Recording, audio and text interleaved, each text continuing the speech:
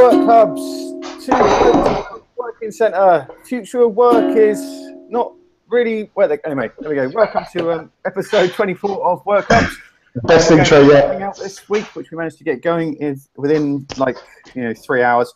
So let's jump right into it, Mr. Dodson. What's coming up for you? Well, I'm fresh back from my camping trip on a tiny little island in the Aegean Sea, which was, I know we talked about that last week, there's a couple of things to add from that. And then we've also got our super fab trip to a vineyard in Sussex coming up as well. You make that sound like we're going for a yes, wine tasting session. Wine tasting session. There's all these things that are going on. It just so because people have been sending me messages, which obviously I love. Can you hear me a bit better now? Yes. Hi, great to be back. And they go, oh, you have such an exciting life, and I'm more than happy for my for people not to see the harsh reality of my miserable existence. It's great, but it is. There's a lot of. I'm just in this little zone at the moment between New Media Europe and all the co-working stuff of breaking through to another level, as we often say. It's getting easier to write and make podcasts and get up in the morning. Yes, it definitely is. So I've come back super energized from being awake is a big start. Being away for a week with, I think it was about 60 people, I think, in the end that came to the camp. Were they Europeans? Yeah, sadly, most of them were Europeans, yes. So next time I won't be able to go.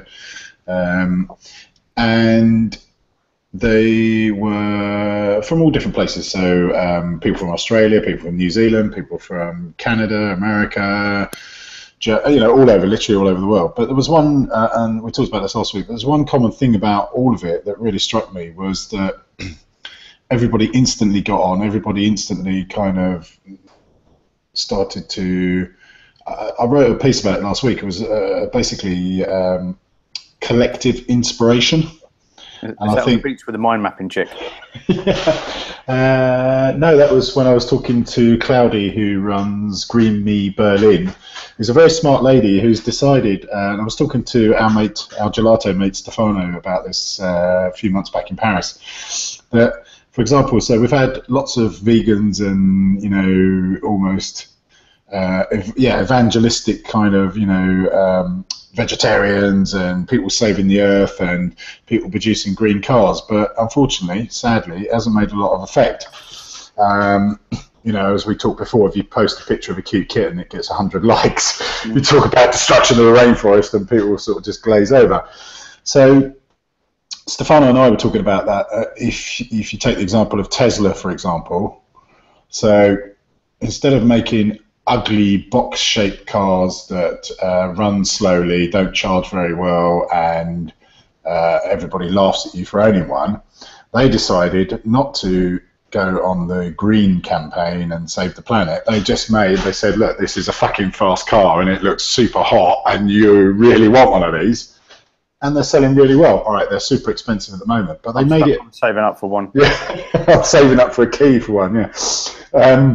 But it's quite smart, and that's what Stefano was saying, is if you want to make change, sometimes you have to almost go a little bit against your values and use some of the tactics that the industrialized world is using to sell their products and sell their things, making it appealing, right?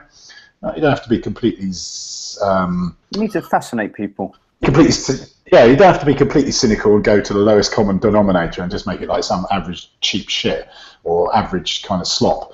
But it's quite interesting. So Claudia was, so she's doing the same thing. She's making a map of all the kind of environmentally green things in Berlin and stuff and all the events that are going on. But what she's doing is she's trying to make the activities and all the things fun, right?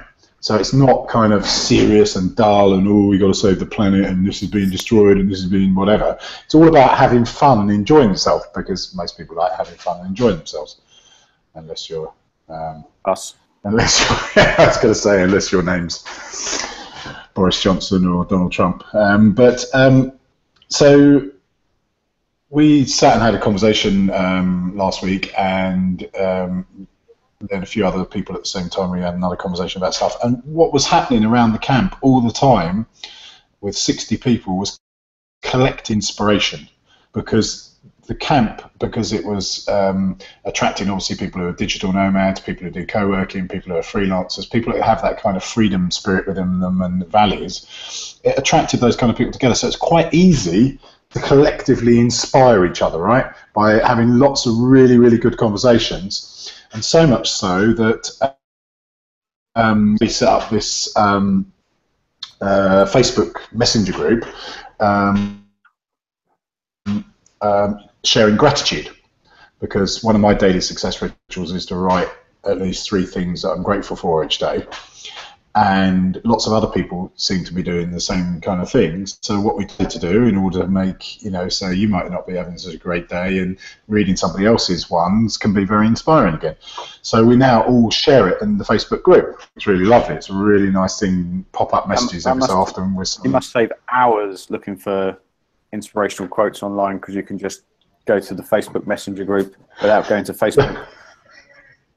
So the point I'm trying to make here is for freelancers, right, or for independents, or whatever you want to call it, because we're probably wearing out the freelancer term, for people, right, who are working for themselves, running their own business, whatever they're doing. We all know that can be a very lonely place, and I think that's the power now of building these tribes around a physical location. So I didn't use the C word.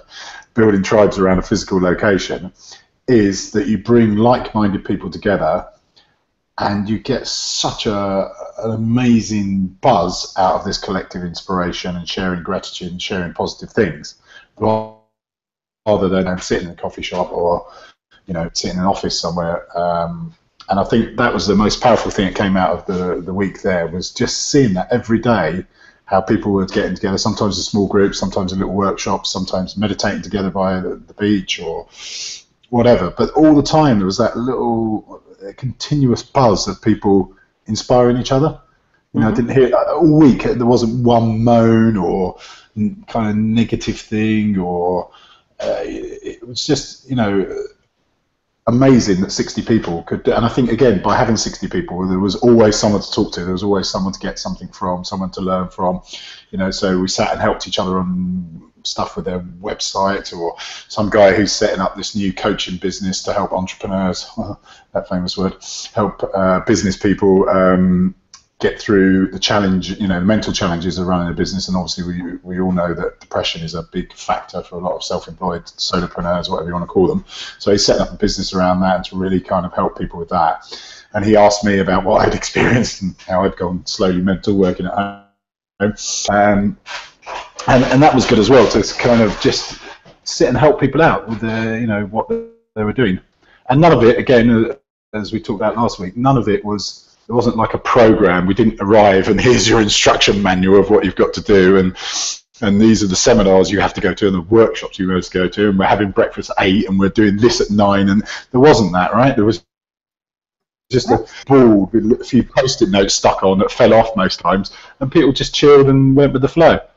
That's really interesting. Because a lot of people that like the idea of self-organizing aren't very good at self-organizing, and they get in the habit. They get in a slop of well, no one knows what's going on, but we're open, transparent, self-organizing, yoga bunny, meditating. So it's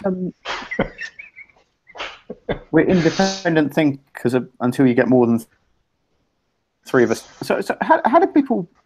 Cause, I know quite a lot of those people. So I know that I've got an idea of how it works. But how does it work? Because and I'll give you an example. I was talking to our friend Judy today, and she was saying about how she's organising the reinventing organisations. Well, she's trying not to organise the reinventing organisations group at the RSA, and people want to go there with a point. So it's like, I'm not chugging all the way across London to sit in a room with people and have a chat when I can sort of go to the pub at the corner of my road and have a chat. Yeah. So I need to know why we're coming here, but I don't want it to turn into a committee meeting. So some people couldn't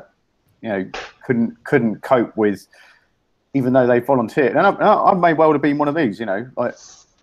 couldn't cope with arriving in a situation and going, so what are we going to do now? You know, where's that unstructured line? Because at co-pass camps, everyone just like breezes around and somehow it all happens. Yeah, but I think that's the point that we were making, and we've been making for a few podcasts now, is that I think groups of people, most of us individually, like our own space a little bit. We like our own freedom to make out our own minds. And yes, we do as human beings like structure and belonging to something and stuff, but we do like the freedom as well. And I think that if you let these things happen naturally, now sometimes you might have got the wrong group of people or it just doesn't happen. But you know, that's a risk. You know, life is full of risks. But I think if you let these things just go on their own, I think you get much more amazing outcomes than if you try to predetermine what a group of 50 or 20 or 10 human beings might do. Because the problem with lots of theories and structures is, as human beings, we are fucking unpredictable. You know, sorry. See, that's pretty the point. Go on. No, but say, you know, 9 times out of right, you might have your avocado for breakfast, but on the 10th day you might have, you know, I don't know, bangers and mash or something, or I don't know, whatever. I'm going to be unpredictable this weekend at the vineyard. Yes, exactly. So that's why the more you try to structure something, the more you try to force something, you're removing the natural thing that happens. And no one could have told this, you know, no one could have really predicted in advance of that camp what was going to happen from it. But I'd have to say, out of all the camps, and I've loved the previous 2 co-pass camps, really special, but this one was really different because it just kind of seemed to spring into lots of different things that were unexpected. And I think the biggest thing out of it was what I said earlier, was the collective inspiration, and that's what I'd like to create in a group of people that I'm surrounded by. Do you think it was better because Stefano, so you had more time because you weren't eating ice cream every day? I think it's probably I wasn't distracted by running around in fields taking pictures of them eating ice creams. There was no gelato on the whole island, so I mean that's probably right. That's probably why Stefano didn't come. Actually, he lied to me about some photography thing or something. So how do we? I'm not looking for like a prescriptive answer here, just in case you don't give one and people go, well, he doesn't know what he's talking about. But that is, they knew that anyway. Yeah. Because I mean, a huge part of this podcast is the last thing we want to do is appear like we've got it all together, experts, because we are learning out loud as we do this. Exactly. So this is like a collective therapy. This is like that we send to our wives, so they don't have to do it all in half an hour. They actually know what we're doing each day. Yeah, but so and this is definitely something, you know, people want to do when they come to events and then go home again, whether it's, you know, the Oracle conference or, you know, We Share Fest. There's an energy at events that is quite hard to capture and, you know, deploy when you get back to where you're going without looking like the I just went to this great conference and I learned how to do this and we've all got to start using this, isn't it? So how do we inject that energy into the At Work Hub's bunker? And also, it's like Doug Shaw says, is we don't want to be doing things, so we don't want to come back, and we wouldn't anyway, but like, you know, we don't want to come back and go like, right, everyone, you know, this is what you have to do to be part of our thing, because it's got to be self-organizing and self-selecting. Yes. Everything else. Where are you with that? So I actually think we don't need to do anything other than what we're already doing. We just need to be almost as the catalyst thing, or perhaps just be a leader in it by actually doing some of these things ourselves, and others naturally gravitate to things that are different or exciting, right? So we did the first sharing breakfast right on Tuesday. Only one person who came who was actually from the hub. The other people, but in terms of residents, only one person came, right? But interestingly, 3 or 4 people afterwards who we talked to about previously coming and said, oh, that looked really exciting, I'll definitely be there next time. Because they could visualise, or they could see a group of people sitting around having a nice friendly breakfast, a chat, a laugh. They could probably overhear some of the topics. Some of the amazing talks. And I think that's what you do. I think that, again, if you have to go around and twist people's arms to come along to that, then it's not the right thing to do. You know, people have got to choose for themselves what they want to do.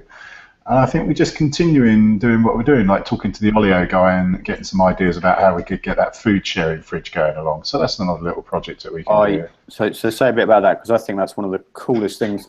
Of all the things we've been banging on about for the last year, it's really easy and fun to do, and it, you know, sets an example, solves a problem, connects with the local environment. Yeah, so I think we did mention this a few episodes back. So there's a guy who I think runs a restaurant in India anyway, and he got a fridge, put it out on the street. He invited all the local people who had excess food to bring it along. Does this restaurant in India serve like bacon and eggs and bread sandwiches? I think it was the Ravis of wherever it was. The Ravis of Mumbai, or whatever it was. Anyway, so, and then obviously people who are less fortunate in the area can come along and help themselves to food. So I think I saw someone shared it before Christmas and shared it just recently, and I thought, do you know what? There's two people who have kind of sending me that message, we should do it. So anyway, the Olio guy, so those who don't know what that is not related to me or Bernie, because everyone has an Olio in their co-working. Ed Goodman's even got an Olio. Everybody who runs a co-working space has got an Olio. Can you turn your camera off, because it's getting a little bit shaky, the Yes, hold on. Right, okay, so, yeah, God, that's better. So anyway, the Olio app is an app where, say for example, you're going away on holiday and you've got a carton of orange juice and a few tomatoes in your fridge. And I think the basic principle is that as long as you would eat it, then it's okay to kind of put it up. If it's got sort of fur growing on it, then it might not be so good to put it up.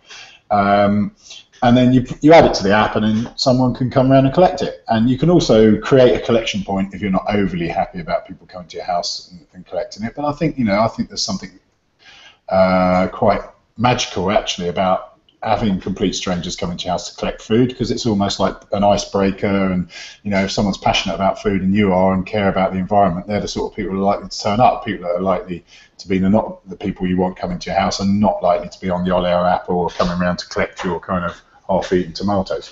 Yep. So we can use that app, I think, so we can make Euston, rather than having to kind of battle with the council and seeing whether we can have a fridge on the street and all sorts of other issues about health and safety and all that kind of stuff. I think I can add myself to the app. I can put a fridge there in the hub, broadcast it, to the community and everybody else that, you can come and drop your food off there, and then obviously we can put it onto Olio and people can come and collect it. And I love that idea. That is, it's really hard to get something into action. We read so many things. Gym memberships.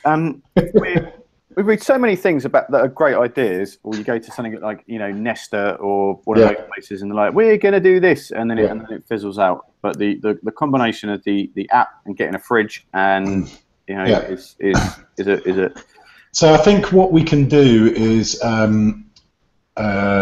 So we can look for a second-hand fridge somewhere. Let's be again part of the circular economy. Let's not go down to PC World and buy ourselves a brand new swanky fridge. But let's find. I'm sure we can find something on eBay or something online where we can get ourselves a fridge, and let's just do it. Because otherwise we'll talk about it and it won't happen. So. My mission for this week is to find a fridge, and let's just get started. Is to find a fridge and lose some green chairs. So any of our listeners, if you've got a fridge you don't need and you'd love some green tub chairs and a boardroom table, we're doing an amazing swap. So all you spare fridge listeners out there, get in contact. Okay, that's a blog post, isn't it? Yes. So there was one other thing. Oh yeah, so you haven't done a blog this week, so there we go. There's your blog post for this week. I was looking for Actually, no, I was gonna like make a snarky joke there, but what I was hoping to do, and it's just is to do the business model canvas thing, and then tie the topics in that, which is what this post is, to the content we produce, because it's because then it will kind of I'm going to sound like a social, to align what we're doing in the hub with what we're actually writing on the website. I think that's a really, really important thing to do, and that's one of the things I hope we pull out of our time in Brighton at the Skiff with John and the gang, because Yes. there's one of the conversations that's come up in the Google co-working group is about how, you know, what people, the difference between marketing, like, you know, we have an amazing co-working space, come and join it, which kind of, you know, is a given anyway, and telling the story of what's going on. And I swear, you know, we'll put my whatever on a block, that talking about how we're doing stuff is way more interesting than, you know, painting this veneer of good-looking people with perfect white teeth and you know, full bank accounts. Well, we'd be scupper for that, because we both got a face for radio. So yeah, I agree. I mean, I think that's the whole thing about it is, you know, as you said a few minutes back, you know, we're not sitting here saying we've got all the answers and we're doing it all right and we're perfect. And perfect's dull and boring anyway. You know, we're imperfect in what we're doing, and I think that's attractive to people, actually, to be imperfect. And, you know, because we're all human beings after all, none of us do things 100% right 100% of the time, but we're learning as we're going along. We're willing to share that out loud, and we're willing to you know, learn from other people as well. And I think that's the whole attraction of being in a tribe, being in a place with others. Going back to the Copass DNX camp, 60 people all learning from each other and sharing inspiration, sharing stories is what really this should be all about. It's not about desks, it's not about meeting space, it's not about whatever things that we offer. It's about the people coming together to you know, to inspire each other. Can I ask one last, put you on the spot question, which I meant to ask a few minutes ago? When you say, because you know how the universe sends us messages, Philip, and the word catalyst just keeps coming up. So it's another C word we'll have to ban. Catalyst is okay for at least another 3 weeks. What is, when you say catalyst, what is that a chemistry experiment or? Yeah, so sometimes within a group, one that does something or creates something that causes other things to spin off it. It's a bit like you need to be the person who, I don't know, drops the stone into the pond and then the ripples come out. You know, you need to cause a ruckus, as our mate says. You know, you need to do something that sparks activity, and I think that's got to be our responsibility to do that, because a lot of the time what happens is within a group of people, it's a bit like a family wedding, isn't it? I don't go to those. No, but if you went to, imagine a wedding, right? A family wedding, you've got one set on one side and one set on the other, and there's the dance floor in the middle and no one's dancing, right? And then one plucky soul gets up and with their partner and starts to dance, and then others think, oh, I could do that. I won't look such a tit now going out there on my own. And someone else starts, and someone else starts, and it's the same old thing. It's how Martin Luther King got 250,000 people to turn up to listen to his "I Have a Dream" speech, because there was no Google Maps or Eventbrite or Meetup. He got the bloke in the same town as him to think, oh yeah, he's talking a lot of sense. I'll go and tell some others about this. And then some other people thought, oh yeah, that's a lot of sense. I'll go and tell some others. And that's the whole thing about the Simon Sinek thing, and starting with the why. We have to share our why, our passion, our story, our calls, like the fridge, like the working out loud, like the sharing breakfast, all these things that we're doing. We have to share those and broadcast those things out there. And then other people who like that, and there's no judgment about people not liking it, other people who like that will think, oh, I quite like that. Like Lena yesterday came to the breakfast, she stuck it up on LinkedIn and told a few people, and then already a few other people are thinking, oh, I like the sound of that. And that's how things happen, you know. So that's what I mean by a catalyst. It's like, you know, there's lots of examples of how technology can be catalysts for change and how other movements can be catalysts for change. And I'm not saying we're here to change the world, but what we're here to do is create our own little ripple. And we have to be the ones that spark that off by the podcasts we do, by the blogs we do, by the newsletters, by the events, by generally connecting people at the hub face to face, all those things. So we're just being the catalyst. Then what we need to do is what happened at the camp last week, is then we need to let it all happen. We need to leave it alone, well, and be part of it still, but we need to, then we don't need to over-engineer it. Then we don't need to keep steering the ship. Then, because who knows where it might lead to. We don't, sometimes there's this desperate kind of thing to say, oh, we've got to have a plan where you start at A and you get to B. Well, yes, a little bit, but sometimes it's quite interesting to have a different turn on the journey and discover new things and get unexpected destinations. And I think that's what we need to be creating, is unexpected destinations. There we go. I'm scribbling that down. And that's a blog post to me today. There we go. God, dear, thank you. What is our call to actions then, like Mr. Dodson? Because like in my podcasting course, it said always the we are at the end of the podcast now, Philip. Okay, so I'm just writing down unexpected destinations on my thing because I've got the sort of memory power of Dory. So I think it was a couple of calls to action. So we've got our Super Duper sharing breakfast coming up every Tuesday. So less than 2 weeks now from today is the next one at the hub. Don't forget the last one. That's because the last one was 48 hours ago. So yeah, I'm struggling to remember. I'm struggling to work out what the date is, but it's sometime in July. But if you go on to Outwork Hubs /sharing-breakfast, you'll be able to book yourself in on our Super Duper calendar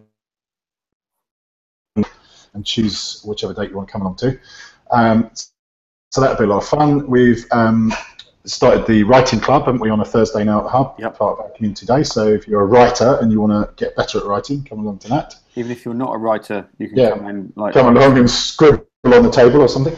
And yeah, there's lots of exciting things that we've got in the pipeline. The Working Out Loud project I've just created while I was away. I created the landing page for that, so that will go live shortly. So you'll be able to sign up for that. If you don't know what Working Out Loud is, just Google John Stepper, not the hot stepper. No. And the good news, kids, is that Niels arrives back in the country tomorrow, so Trello workshops will be that's it. Kicking off. I'm very reluctant to commit to a date, but they'll be kicking off again soon. And we might also get Doug Shaw along as well to help us kick off our art club as well, which we're going to start shortly too. My hero. Okay. Yes. Have a. So that's it. I'm talking. Don't talk over me. It really crushes my confidence. So that was my alpha male coming in there. Your chimp's got out of the cage. My chimp's got out of the cage. So have a great week, ladies and gentlemen. Thank you for listening and putting up with us. We'll be somewhere between 104 and 106 in Euston Street. Anytime you want to pop in and say hello. Bada bing. Bada bing.